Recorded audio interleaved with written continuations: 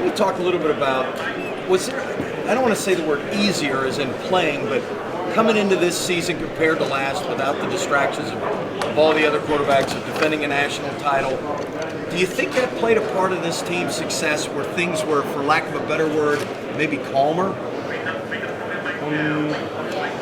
I don't know. I feel like there's always a hype around Ohio State football every time the season comes rolling around. So I wouldn't say easier. I think, if anything, with all our young guys, trying to get them ready to go play, and then also too, a lot of guys that at the beginning of the year wasn't talked about. And so with that being said, they was trying to go out there and make a name for themselves. I mean, I feel like people knew about my man Pat Raekwon, me and myself, but I mean, I knew what Malik Cooper was like, you know what I'm saying? I knew who he was based on what I seen in practice, but I don't think the nation really knew his abilities and what he was able to do on the football field. So, and that's just for a lot of people. Curtis Samuel, y'all heard a little bit about Curtis, but it wasn't anything crazy. And Mike Weber, things like that. So those guys, a lot of more young guys were just going out there trying to make a name for themselves. Guys that really just didn't have the opportunity to go out there and play, like Chris Worley, Sam Hubbard, things like that, they had the opportunity to go out there and showcase their skills. So that was more their thing. When you heard what Jadar Johnson said on Tuesday, it kind of blew up in the national. Jadar Johnson's Tuesday's comments kind of blew up in the national media. What was your initial reaction to that, and did it challenge you a little bit? Not really. I got tagged in it on like Instagram and stuff, so I looked at it and I was like, okay, that's cool. Everybody has their own opinion. I'm not mad at that. Like, there's somebody in the media that probably feels the same way. It's not going to alter how I feel. Like, I'm confident in my skills, and I'll be ready to play. So it wasn't a lot to it. Deshaun Watson yesterday was talking about his relationship with you. You guys spent some time together over the summer. What was that relationship like this summer as you guys were sort of traveling around together as the season? I mean, it was really, I think he's a great dude. He has a lot of passion for the game of football. Just a real down-to-earth type of guy. Great friend. And, when we talked, it was more, let's talk about life, really. And then when it came closer to the season, we started getting more focused on camp and how we were about to get our teams ready to go play. And, like I said the other day, it was one of those joking things. It was like, all right, man, see you in the end. Sure enough, in the end, it's our two teams going at it one another, which is a good thing for our programs and a good thing for ourselves. Being that I know we put the work in the time to get his team to be where they're at, and the same for myself, just putting the time and work in for it. So just excited to be a part of it. Excited to go against Clemson. We really don't go against each other, of course, with quarterbacks, but go against Clemson, the team that they have. Can you speak to that just a little bit? Because it's kind of what Tom Brady always said about Peyton Manning. It's like people would say, "Oh, it was first," but you don't play against him. You don't play against him. So yeah. I'm sure you're more worried about Ben Bowler.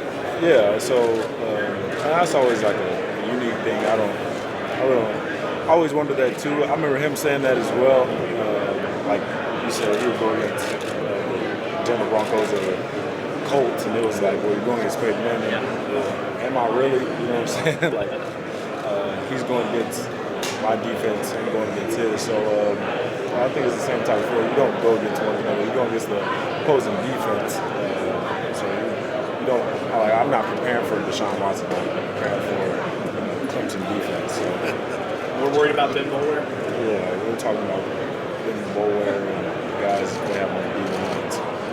It's all good. JT, a couple of years ago, you were injured, obviously, during that run. What does it mean to you to be in this position to possibly get to that level again?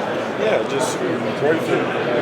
Understand that it's an opportunity. The last time we go around, I didn't get a chance to play in. It wasn't, it was just out of my control as far as I broke my ankle, which is, like I said, something that I couldn't control. But I'm excited to be back here with our team. A lot of people putting a lot of time and hard work into getting us where we're at. So I'm grateful for that. Thank God for many blessings to play at a place like Ohio State, play with the guys, and just be around good people.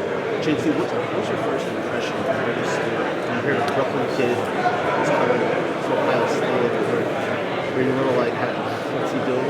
So I remember when he came and Coach Mike pulled me in his office. So I'm a freshman. It was 2013. I was a freshman. He was like, "Man, we got this guy. He's really good. Or he could be really good." And I was like, okay, so I feel like everybody says that in high school. They say he's from Brooklyn. They play ball in New York. I don't know if they got fields. I heard it's like concrete jungle or something like that. I was like, I don't know if they got football fields in New York. And you look at him and you saw how explosive he could be. His change of direction, things like that. It was like, well, I guess they do play football in New York. And, yeah, so I was a part of him coming here. I was his host on his visit to Ohio State. I'm glad he came. I'm glad he's a Buckeye. You guys, does he have a nickname or anything about where he's from? You guys? We didn't give him a nickname, but I guess from Brooklyn, they got a couple of sayings. So guys, like, normally people would be like, go ahead and do something, but I guess from Brooklyn you say, go ahead.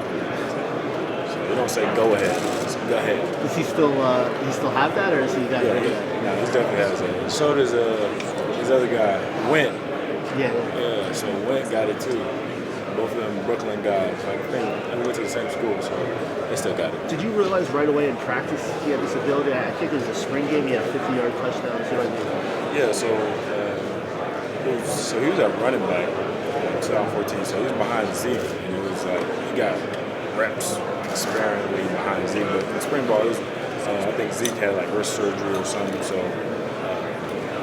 Zeke sat out a little bit, not a lot, but 2014. You've seen it in spurts. You see it like flashes up and do something like running back, and there's not a lot of people could do that. So it was early on. I feel like you saw. JT, when you look at the challenge that Clemson's defense poses, what stands out to you the most, probably specifically with their secondary? Well, I think the main thing is that they do a lot of things as far as coverage, and also defensive front. So they throw a lot at you, so it's hard to really pick up the beat on what they're trying to do. So I think that's the different part. Just really on each and every play, trying to decipher what coverage it is and what defensive front they're trying to get to in order to make sure that you're having the best possible play. So I think that's the main thing. They play a variety of coverages, and when it comes to a pass play, just recognizing what coverage it is so you get the ball in the right spot. I know a lot's been said about the pass game this week, but how critical is it going to be to be able to get those deep passes? I mean, that's a part of it. When you come to games like this, it's not.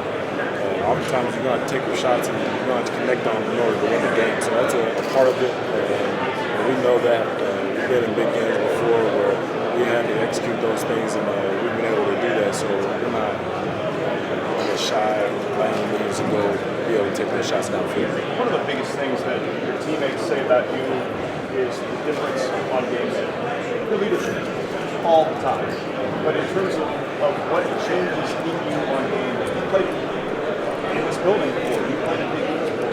What can you say about yourself that's different, that's unique about the game day and the way that maybe something in your personality changes?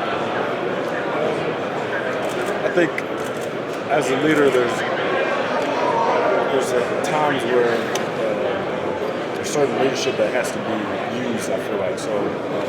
The best way to explain it would be like so when we're in the middle of a practice or spring ball, and you got to be assertive with guys and making sure like this is where it's really important because this is going to come up in a game or a situation where we got to be at our best. We're not right now, so we got to get there. So you maybe be more assertive, aggressive, yelling, things like that. Whereas like in the middle of a game where we need the guys to be at their best, I feel like we don't need to yell out. I mean, if we're slacking and we're slacking, then yelling at them is important. But I mean, I think there's just different moments, different times where certain leadership needs to be used. So I think that's what I do on game day is that try to focus on a situation like what's needed right now for us to be great as a team. And, so decipher that, and then just when it's figured out, just do whatever leadership is needed at the time. Just helping people who aren't as comfortable in those moments. making sure that they can overcome that? Yeah, so as a leader, you're really, I feel like, a servant to other people. Like, you try to be accessible to everybody to make sure that everybody's at their best. So with that being said, if somebody, like you said, is not more comfortable into the big game, bright light type of situation, you have to make sure that they're comfortable and just hone in on what they need to do, their assignment, and make sure that they're at their best in order for us to win. JT, I apologize you've been asked this question already, but your thoughts on what Jadar Johnson said the other day? Yeah, so I really wasn't. There wasn't a lot to it. I feel like he has his own opinion, which I'm not mad at. I'm comfortable in my skills and what I'm able to do. If he feels that I'm not the best quarterback they want me, that's just how he feels. I don't have the feeling towards that one or another. I'm okay with like it wasn't. I feel like a lot to talk about. Like I saw what he said. There's probably some people that feel like that in the media, which is cool too. Like they have the right to their own opinion. It's not for me to really fight my stance. I know how I feel about myself, comfortable in my skills, and the guys we have on our offense and our team. So. Some of his teammates, even his teammates were saying, "Well, that's something that would kind of make them mad and motivate them." Does that motivate you? It's like it's not anything crazy. I feel like it's not like hang it up on the game day bulletin board and this is what this guy said. Like, we're okay. Somebody in the past said something about our defense, and we saw that one. That's how we feel about that. We're okay. If you want to talk about it, it's okay. We still got to go play the game. Thanks, man. No problem.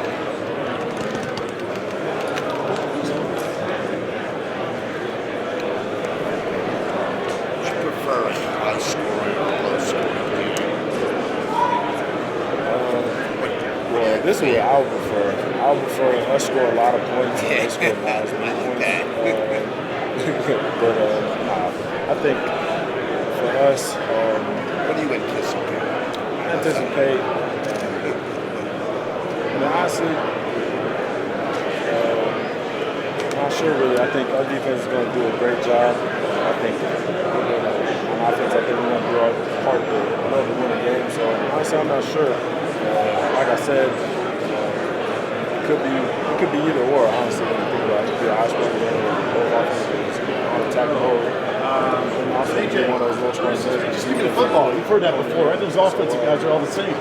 You love that attitude that the guy has. He wants the ball in his hands in the key moments of a game. So Curtis is no different and has a lot of confidence. And I think he's running with a lot of confidence.